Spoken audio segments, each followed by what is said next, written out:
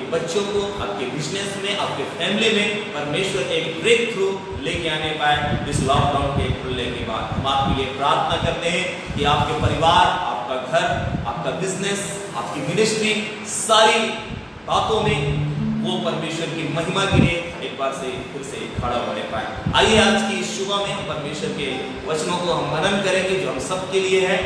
और परमेश्वर का वचन मेरे प्रियो आंधियों के मध्य में हमको ढाढ़स देता है, बिगड़ी हुई परिस्थितियों के मध्य में हमको एक आशा को देता है। जबकि हम इस संकट की घड़ी से होकर गुजर रहे हैं, इस कोरोना महामारी के मध्य से जब सारा पृथ्वी होकर गुजर रहा है मेरे प्रियो, तो इस घड़ी में केवल एक ही है जो हमें ढाढ़स देता है, एक ही है जो हमको सुरक्षा का वायदा देता है, एक ही ऐसी बात है जो इस आंधियों के मध्य में, इस संकट की घड़ी में हमें अपने विश्वास पर खड़े रहने के लिए जो सहारा देता है वो है परमेश्वर का वचन। परमेश्वर ने हम मनुष्य जातियों को हमारे हाथों में अपने वचनों को दिया है ताकि हम हर एक परिस्थितियों में अपनी आशा को न खोएं, लेकिन हम हर एक परिस्थितियों में परमेश्वर के वचनों पे हम खड़े रहने पाए। हम आज ही कुछ वचनों को हम मनन करेंगे। मेरे प्रियो, ये समय हमारी आशाओं को खोने का समय नहीं है,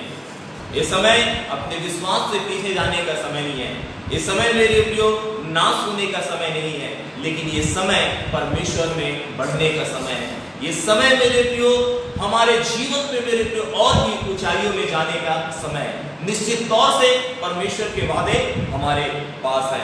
ये समय और भी विश्वास में मजबूत होने का समय है। ये समय है मेरे प्रियो कि हम प्रभु परमेश्वर के और भी नजदीकियों में जाएं और परमेश्वर की महिमा के लिए हम तैयार होने पाए। जो पवित्र आत्मा प्रभु यीशु मसीह ने अपने वादे के मुताबिक हमें दिया, वो पवित्र आत्मा हमको नीचे नहीं गिराता, लेकिन वो पवित्र आत्मा हमको प्रभु यीशु मसीह की महिमा में हमें ऊपर उठाने वाला परमेश्वर है। एक वचन को आइए हम पढ़ेंगे, मत्ती रचित सुसमाचार और उसका 7 अध्याय, और मैं आपके लिए पढ़ूंगा मत्ती रचित सुसमाचार 7 अध्याय और उसके 24 पद से लेकर उसके 29 पद तक मैं पढ़ूंगा। मत्ती का सुसमाचार 7 अध्याय उसके 24 पद से लेकर और उसके 29 पद तक। यहाँ पर लिखा है, इसलिए जो कोई मेरी ये बातें सुनकर उन्हें मानता है वह उस बुद्धिमान मनुष्य के समान है जिसने अपना घर चट्टान पर बनाया और मींह बरसा, बाढ़ें आई और आंधियां चली और वे उस घर से टकराई, फिर भी वह नहीं गिरा क्योंकि उसकी नींव चट्टान पर डाली गई थी। परंतु जो कोई मेरी बातें सुनता है और उन पर नहीं चलता वह उस निर्बुद्धि मनुष्य के समान ठहरेगा जिसने अपना घर बालू पर बनाया और मींह बरसा और बाढ़ें आई और आंधियां चली और उस घर से टकराई और वह गिरकर सत्यानाश हो चुका। जब यीशु ने बातें कर चुका तो ऐसा हुआ कि भीड़ उसके उपदेश से चकित हुई, क्योंकि वह उनके शास्त्रियों के समान नहीं परंतु अधिकारियों के समान उपदेश देता है। मेरे प्रियो, आज बहुत सारे ऐसे परिवार हैं, बहुत सारे ऐसे लोग हैं कि इस कोरोना के मध्य में मेरे प्रियो बहुत सारे लोग गिर गए, बहुत सारे लोग अपने विश्वास से पीछे चले गए, बहुत सारे लोगों के जीवन में चिंताएं आए और वो कल पर ये सोचने लगे कि कल हमारे साथ क्या होगा, कल का जीवन कैसे होगा। बहुत सारे लोग रो रहे हैं मेरे प्रियो कि मेरा परिवार भूखे मर रहा, मेरे परिवार का क्या होगा, मेरी मिनिस्ट्रियों का क्या होगा। मेरे प्रियो, जब आंधियों के मध्य में जब हम अपने विश्वास को प्रभु यीशु मसीह पर जब लगाए रहते हैं, जब हमारा विश्वास प्रभु यीशु मसीह के वचनों पर रहता है मेरे प्रियो, तो चाहे कितनी भी आंधी आए, चाहे कितनी भी तूफान चले, वो घर नहीं गिरेगा। यीशु मसीह ने कहा, जो व्यक्ति चट्टान पर अपने घर को बनाता है वो व्यक्ति बुद्धिमान है। मेरे प्रियो, आज हमें बुद्धिमान होने की आवश्यकता है और बुद्धिमान परमेश्वर का वचन हमको बनाता है। जिसका घर चट्टान पर है मेरे प्रियो, यीशु मसीह रूपी चट्टान पे है, जिसका विश्वास का घर यीशु रूपी चट्टान पे है, उसका घर नहीं गिरने का है। ये चाहे कितनी भी तूफान आए, चाहे कितनी भी आंधियां आ जाए मेरे प्रियो, निश्चित तौर से प्रभु यीशु मसीह अपने वचन के द्वारा आपके परिवार को थामे रहेगा, आपके जीवन को थामे रहेगा, आपकी मिनिस्ट्री को थामे रहेगा। परमेश्वर, जरूरी ये है कि आज हम बुद्धिमान हो जाएं, परमेश्वर के वचनों को पढ़ें, परमेश्वर के वादों पर विश्वास करें मेरे प्रियो, क्योंकि परमेश्वर उन लोगों को मेरे प्रियो, जो लोग परमेश्वर के वचनों को थामे हुए, निश्चित तौर से उन्हें कभी भी गिरने नहीं देगा। हाँ, वो आपके परिवार को गिरने नहीं देगा। किसने कह दिया दिया कि आप आंधियों में गिर जाएंगे? किसने कह दिया कि आप आंधियों में बिखर जाएंगे? परमेश्वर बिखरने नहीं देगा मेरे प्रियो। हाँ, जरूरी यह है कि आपका विश्वास का जो घर है यीशु रूपी चट्टान पर बन जाए, वचन रूपी नींव पर आज आपका घर बन जाए। आपकी मिनिस्ट्री का बुनियाद क्या है? आपके परिवार का बुनियाद क्या है मेरे प्रियो? मेरे परिवार का बुनियाद क्या है? आपके बिजनेस का बुनियाद क्या है मेरे प्रियो? आपकी मिनिस्ट्री किस पर टिकी हुई है? आपका परिवार किस पर टिका हुआ है? आपके बच्चे किस पर टिके हुए हैं? आज जरूरी यह है कि जो कुछ बनाया जाए वो वचन के ऊपर बनाया जाए मेरे प्रियो। तभी आज हमारा परिवार संभलेगा, तभी आज हमारी मिनिस्ट्री संभलेगी, तभी मेरे प्रियो हम हर एक परिस्थितियों के ऊपर जय पाएंगे। प्रभु यीशु मसीह ने हम विश्वासियों को, चर्च को इसलिए नहीं बुलाया कि हम बिखर जाएं, हम टूट जाएं। परमेश्वर ने हमें इसलिए बुलाया है ताकि हम दूसरों को बनाने वाले बन जाएं। परमेश्वर ने हमें कलीसिया को इसलिए बुलाया ताकि हम गिरने वालों को संभालने वाले बन जाएं। परमेश्वर आपको ऐसा बनाएगा और मुझको ऐसा बनाएगा कि हम दूसरों को संभालने वाले बनेंगे। परमेश्वर आपको ऐसा बनाएगा कि आप जो लोग आंधियों में से गिर रहे हैं, परमेश्वर आपको ऐसा बनाएगा कि आप लोगों को थामोगे। हालेलुया। क्यों? क्योंकि आपके पास और मेरे पास आशा है। वो आशा यीशु रूपी वचन है मेरे प्रियो। वो यीशु का वचन ये आपकी और मेरी आशा है। हम इस आंधियों के मध्य में हम गिरेंगे नहीं, लेकिन आंधियों के मध्य में, इस संकट की परिस्थिति में हमारे पास आशा है। अपनी आशा को मत खोइए। हालेलुया। अपनी आशा को खोने की जरूरत नहीं है। जिसके नाव में यीशु हो, जिसके घर में यीशु हो, जिसके जीवन में यीशु हो, वो नाव निश्चित तौर से नहीं डूबेगी। जब मेरे प्रियो, जब देखते हैं हम मरकुस का सुसमाचार हम जब देखते हैं, जब उसके 4 अध्याय को जब हम पढ़ते हैं, कुछ अच्छा काम होने वाला था। आंधियां क्यों आती है? आंधियां बहुत बार इसलिए हमारे जीवन पे आ जाती है क्योंकि आने वाले समय में एक बेहतर काम होने वाला रहता है, एक छुटकारा आने वाला रहता है। परिवार में छुटकारा, देश में छुटकारा, नगर में छुटकारा जब आने वाला होता है मेरे प्रियो, तब बहुत बार हमारे जीवन पे तूफान उड़ जाते हैं।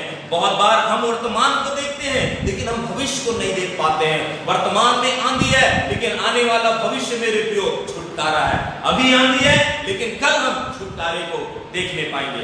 जब हम मरकुस का सुसमाचार पढ़ते हैं 4 अध्याय, तो यहां पर मैं आपके लिए पढ़ूंगा मरकुस का सुसमाचार 4 अध्याय। जब उसके हम 35 पद से पढ़ते हैं, लिखा हुआ है, उसी दिन जब सांझ हुई तो उसके चेले, तब उसने चेलों से कहा, आओ हम पार चले। जब सांझ हो जाती है तो प्रभु यीशु मसीह अपने चेलों से कहते हैं कि आओ हम गलील की झील की पार चले। और वे भीड़ को छोड़कर जैसा वह कहता था अर्थात यीशु मसीह, वैसा ही उसे नाव पर साथ ले चले। और उसके साथ और भी नावें थी। तब बड़ी आंधी आई और लहरें नाव पर यहाँ तक लगी कि वह पानी से भर जाती थी और वह आप पिछले भाग में गद्दी में सो रहा था। हम यहाँ पर देखते हैं मेरे प्रियो कि प्रभु यीशु मसीह कहते हैं चलो आओ हम गलील की झील के पार चले। गलील की झील की पार प्रभु यीशु मसीह गरसेनियों के देश में जा रहे थे। और वहां पर हम देखते हैं कि वहां पर एक ऐसा व्यक्ति था जिसके अंदर 6000 दुष्ट आत्मा पाई जाती, जो अपने परिवार से अलग है, अपने घर से अलग है, अपने बच्चों से अलग है, सगड़ियों में, बेड़ियों में बंधा हुआ है, जंजीरों से बंधा हुआ है, उसे कोई मिलने नहीं जा रहा था, समाज से बहिष्कृत था, अपने घर से बहिष्कृत था, लोग उससे डरते थे। यीशु मसीह एक शाम कहते आओ हम गरसेनियों के देश को चले, गलील के झील के पार चले। चले और प्रभु यीशु मसीह उस नाव पे सवार होते हैं और गलील की झील में चलते हैं। रात हो जाती है और जब रात हो जाती है तो झील के बीच में पहुंचते हैं और अचानक सब कुछ शांत है, सब कुछ अच्छा चल रहा, चेले भी अच्छे से जा रहे, यीशु मसीह सो रहे हैं, चेले खुशी खुशी जा रहे हैं, आपस में बात कर रहे हैं। उनको ये नहीं पता कि अचानक तूफान आ जाएगा। बहुत बार हमारे जीवन की नैया बहुत अच्छी तरीके से चलती है, हमारा मिनिस्ट्री बहुत अच्छे तरीके से चलता, परिवार भी अच्छे तरीके से चलता, ऐसा लगता सब कुछ अच्छा चल रहा, सब कुछ शांत है, प्रभु यीशु मसीह भी साथ है, प्रभु यीशु मसीह भी नाव में है। हमको ऐसा लगता प्रार्थना जीवन अच्छा चल रहा, हमारा उपवास का जीवन अच्छा चल रहा, हमारा परिवार का जीवन अच्छा चल रहा, सब कुछ अब हम स्थापित कर लिए हैं। लेकिन अचानक क्या होता है? अचानक ऐसा तूफान आता है, ऐसा तूफान आ जाता है कि मेरे प्रियो तूफान के साथ लहरें, और लहरें पानी को लेके आता है और नाव पानियों से भरा चला जाता है। हाँ मेरे प्रियो, जब सब कुछ अच्छा चल रहा होता है बहुत बार तो हमारे जीवन पे, हमारे परिवार पे, मिनिस्ट्री पर, संसार पर ऐसे लहरें उठ जाती हैं कि उन लहरों के द्वारा हमारा घर ऐसा लगता है नाश हो चला जाएगा। लहरों के द्वारा ऐसा लगता है कि अब सब कुछ बर्बाद हो चला जाएगा और हम सोचते हैं हम यीशु का चेले पुकार उठते हैं, प्रभु यीशु मसीह क्या आपका हमारी चिंता नहीं? मैं तो ये कहता हूँ यदि यीशु हमारे साथ है तो लहरें हमारा क्या बिगाड़ेंगी। हालेलुया। लहरें कितनी भी उठ जाए लेकिन लहरों को शांत करने वाला यीशु मसीह आपके और मेरे साथ है। वो नाव में सोया हुआ है। हालेलुया। उस सृष्टि को बनाने वाला परमेश्वर, वो पृथ्वी को बनाने वाला परमेश्वर, वो सोया नहीं है मेरे प्रियो, वो कुछ करने जा रहा है, वो अच्छा करने जा रहा है। इसके बाद हम देखते हैं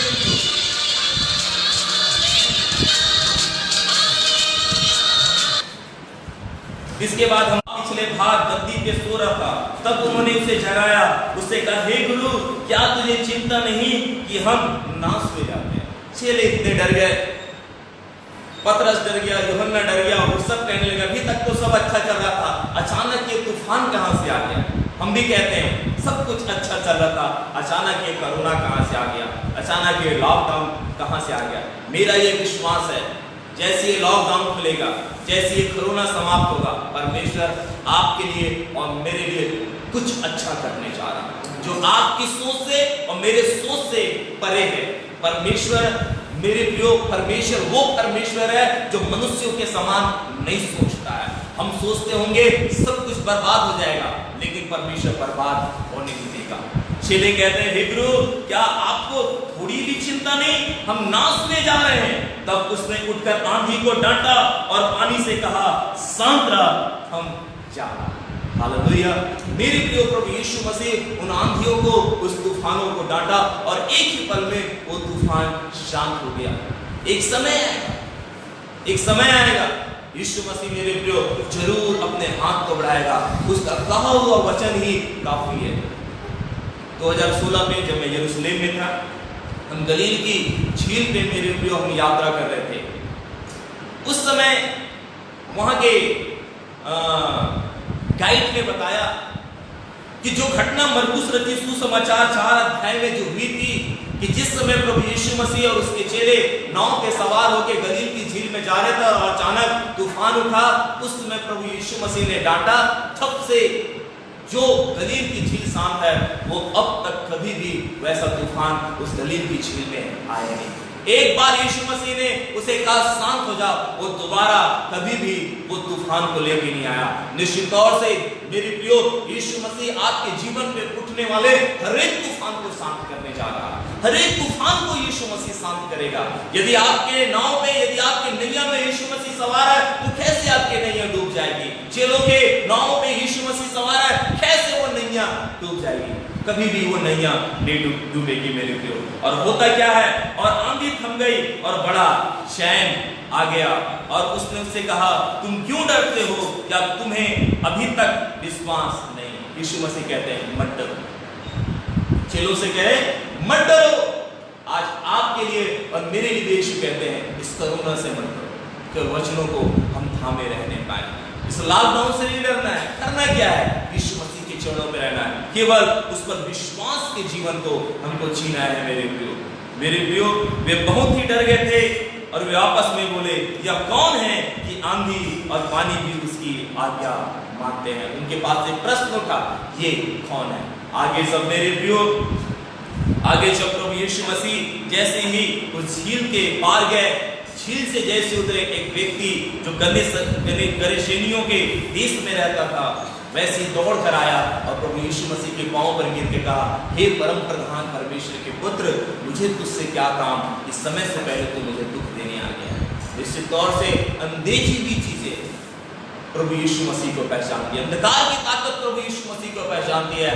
आज आपकी जो नजरें हैं वो भले से नहीं पहचान पाती हो, लेकिन अनदेखी वायरस है जो आज मनुष्यों को दिखाई नहीं दे रही है, वो वायरस यीशु मसीह को अच्छी तरीके से पहचानती है, क्योंकि आज से 2019 साल पहले ही क्रूस पर यीशु मसीह ने हर एक बीमारी के लिए घोड़े खाए। ये तूफान भी बहुत जल्दी थम जाएगा। इसके बाद जो कुछ होगा वो अच्छा होगा। परमेश्वर एक छुटकारे को लेके आने पाएगा। मेरे प्रियो, इस तूफान के मध्य में हम अपनी आशा को ना खोएं। तूफान के मध्य में यीशु मसीह के वचनों को हम थामे रहें। ये भी तूफान शांत हो जाएगा। पौलुस जिस नाव पे यात्रा कर रहा था मेरे प्रियो, जब वो माल्टा द्वीप को पहुंचने वाला था तभी एक तूफान आ गया और तूफान से नाव छूटने लगा। लोगों की आशा चली जा रही थी। यदि हम पढ़ते हैं प्रेरितों के काम उसके 27 अध्याय, तो यहां पर लिखा 27 अध्याय उसके 13 पद से हम पढ़ते हैं। तब लिखा है, जब कुछ कुछ दक्षिणी हवा बहने लगी तो यह समझकर हमारा अभिप्राय पूरा हो गया, लंगर उठाया और किनारा धरे हुए क्रेते के पास जाने लगे। परंतु थोड़ी देर में जमीन की ओर से एक बड़ी आंधी उठी जो यूरकुलीन कहलाती है। जब आंधी जहाज पर लगी तो वह उसके सामने ठहर न सका, अतः हम सब ने उसे बहने दिया और इसी तरह बहते हुए चले गए।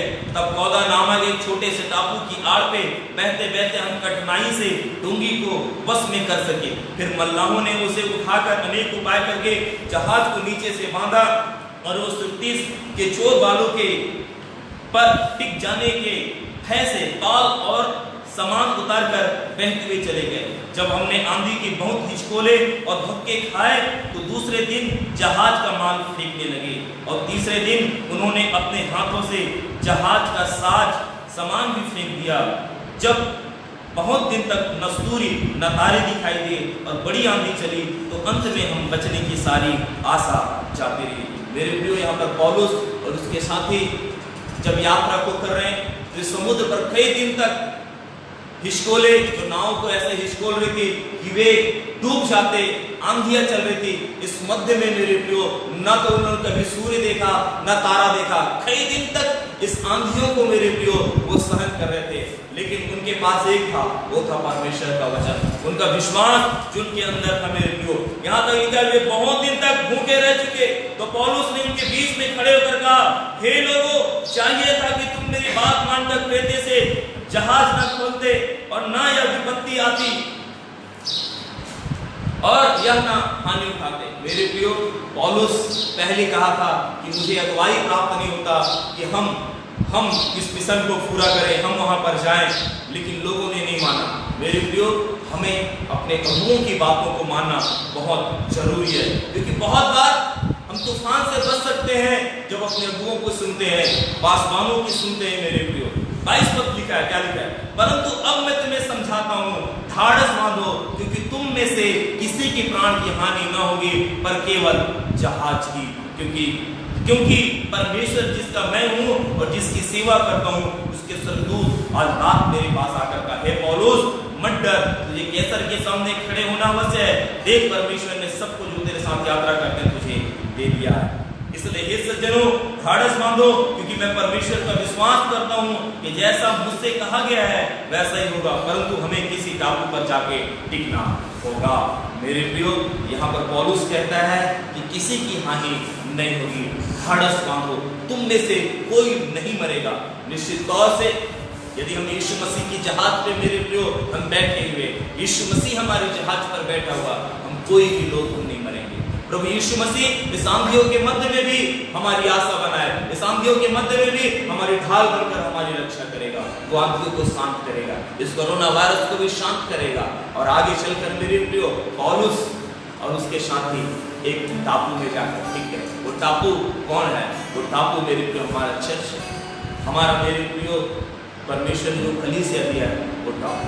हमें वहां पर आकर टिक जाना है ताकि हम बड़ी आंधियों से बच सकें। परमेश्वर जिसकी हम सेवा करते हैं वो परमेश्वर महान है। वो परमेश्वर जिसकी हम आराधना करते हैं वो परमेश्वर हमको बचाने के लिए आज तैयार है।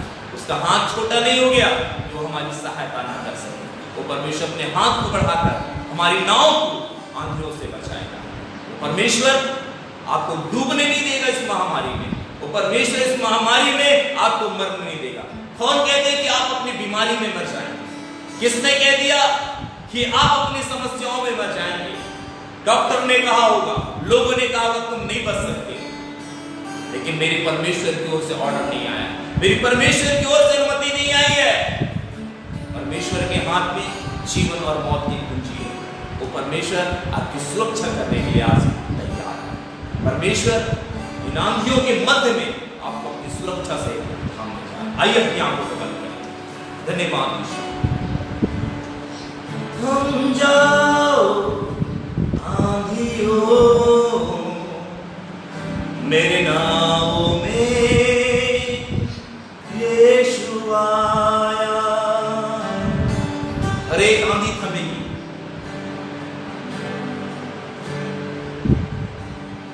आपकी जहाज हो सकता है टूटने के कगार पे, लेकिन आप नहीं मरेंगे।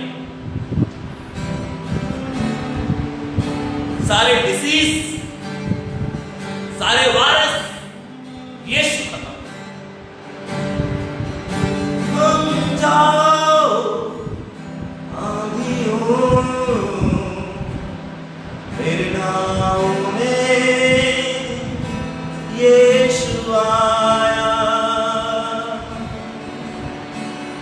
सब पर उसका नियंत्रण मेरे नाव में यीशु आया। आपके घर में यीशु आया। मैं प्रार्थना करता हूं प्रभु यीशु आप लोगों के घर में जाइए, उनके जीवन में उठने वाले हर एक तूफानों को शांत कीजिए। तूफान के मध्य में भी पिता वे आप पर अपने भरोसे को रखे रहेंगे। हमारा लंगर प्रभु आप है।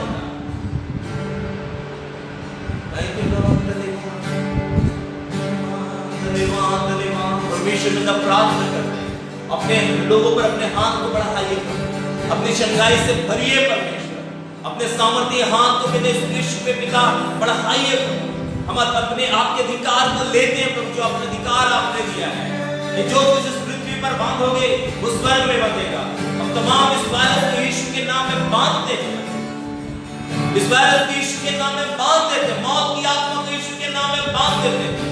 जो परमेश्वर प्रभु आपने पुनरुत्थान की सामर्थ को ऊपर जीते था, वो पुनरुत्थान की सामर्थ को हम विश्वास करने वाला कार्य करता प्रभु। हर एक मौत की आत्मा को यीशु के नाम में बांधते हैं, बीमारी की आत्मा को यीशु के नाम में बांधते हैं। जो लोग दुष्ट आत्मा से पीड़ित उन्हें छुटकारे से वर्दी से प्रभु आपकी सामर्थ वर्दी से मेरे परमेश्वर पिता प्रभु यीशु मसीह नासरी के नाम में जो परमेश्वर पिता ये तीसरा चरण का लॉकडाउन चल रहा प्रभु, इसमें यीशु के नाम में कोरोना खत्म होने पाए प्रभु। अपने सामर्थ्य हाथ को बढ़ाइए, दया कीजिए पिता। तो करुणा से भरा हुआ है, सामर्थ से भरा हुआ परमेश्वर है। अपने हाथ को बढ़ाइए प्रभु, अपनी चंगाई से भर दीजिए। जो लोग पिता आइसोलेट है परमेश्वर पिता, अकेले फन में पाया जाते हैं प्रभु, उनके जीवन पर चमत्कार आने पाए। मेडिकल टीम पर परमेश्वर, प्रशासन पर, पुलिस प्रशासन पर परमेश्वर, हम आपकी सुरक्षा को मांगते हैं परमेश्वर पिता। पवित्र आत्मा परमेश्वर प्रार्थना करते हैं हमारे पिता देश की लीडर्स लोगों के लिए परमेश्वर पिता, जितने पॉलिटिकल लीडर्स हैं प्रभु अपने बुद्धि और ज्ञान से भर दीजिए परमेश्वर पिता। अमेरिका पर यूएसए के लिए प्रार्थना करते हैं, यूएसए में प्रभु आपकी दया आने पाए, यूएसए में परमेश्वर पिता आपकी करुणा आने पाए प्रभु। अपने सामर्थ्य से भर प्रभु, और अपने सामर्थ्य पिता मृत्यु के डंक को नाश करे पिता। आए मृत्यु के डंक तू कहाँ रहा? यीशु मसीह ने क्रूस पर चढ़कर तुझे नाश किया है। और स्वामी दया कर पिता अपने बच्चों पर दया कर, स्वामी दया कर। थैंक यू लॉर्ड, धन्यवाद स्वामी। आज जितने लोग सुने प्रभु, जितने लोग हमारी संगति में पिता, एक एक को ब्लेस ऑनलाइन परमेश्वर, जो लोग देख रहे हैं उन्हें ब्लेस कर परमेश्वर, ब्लेस कर। उनके घरों में पिता की सामर्थ जाने पाए प्रभु, प्रार्थना की आत्मा दीजिए प्रभु, वो घंटों प्रार्थना कर सके। प्रकाशन दीजिए मेरे परमेश्वर, अपने लहू से भर दीजिए परमेश्वर, अपने लहू से ढांप परमेश्वर पिता, इंक्रीज कर परमेश्वर पिता। मट्ठर आपने कहा मैं तेरे साथ हूं परमेश्वर, मनुष्य नहीं पहचान सके लेकिन अनदेखी हुई चीजें आपको पहचाने प्रभु। वो अनदेखी हुई चीजें जो लोगों की तरफ बढ़ती है पिता, वो यीशु मसीह के नाम में दूर होने पाए परमेश्वर, वो अपने घुटनों को टेकने पाए प्रभु। अनदेखी हुई चीज अपने घुटने को टेकने पाए। पवित्र आत्मा आपका नियंत्रण हम मांगते हैं, आपको देते पिता। प्रार्थना प्रभु यीशु के नाम